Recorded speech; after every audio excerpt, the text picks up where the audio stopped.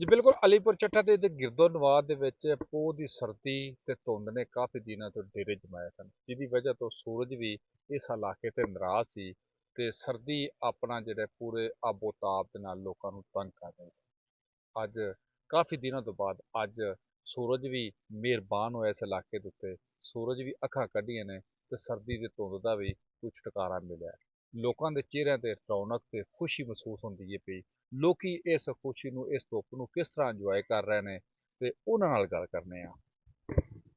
जी अस्सलाम वालेकुम माशाअल्लाह जी। अल्लाह दी ज़ात ने बड़ी करम नवाजी की थी। ये सूरज भी निकले है, तूफान लगी है ने धुंधा तो अल्लाह ने बचाया है ना। कोई माल डंगर का भी बड़ा खुश है तूफान च ते धुंध च किसी चीज़ का कोई हाल नहीं जी हुंदा ते अल्लाह दी फसलां भी वेंदे हो किस तरह जेहड़ियां ने सरसब्ज़ नज़र आ रही ने। अल्लाह दी बड़ी करम नवाजी है इस साल जी। ਇਹ ਲੋਕ ਜਿਹੜੇ ਨੇ ਅੱਲਾ ਦਾ ਸ਼ੁਕਰ ਅਦਾ ਕਰ ਰਹੇ ਨੇ ਤੇ ਧੁੰਮਾਂ ਦੇ ਇਹ ਜਿਹੜੇ ਛੁਟਕਾਰੇ ਤੋਂ ਬਾਅਦ ਇਸ ਧੁੱਪ ਨੂੰ ਵੀ ਇੰਜੋਏ ਕਰ ਰਹੇ ਨੇ ਤੇ ਆਪਣੀ ਧੁੱਪ ਦੇ ਇੰਜੋਏ ਤੋਂ ਬਾਅਦ ਮਹਿਕਮਾ ਮੌਸਮੀਆਤ ਨੇ ਵੀ ਆਖਿਆ ਤੇ ਕਾਫੀ ਦਿਨਾਂ ਤੱਕ ਮਜ਼ੀਦ ਇਹ ਮੌਸਮ ਜਿਹੜਾ ਖੁਸ਼ਗਵਾਰ ਹੋਣ ਦੀ ਤੋਕੋ ਕੀਤੀ ਜਾ ਸਕਦੀ ਹੈ ਜੀ।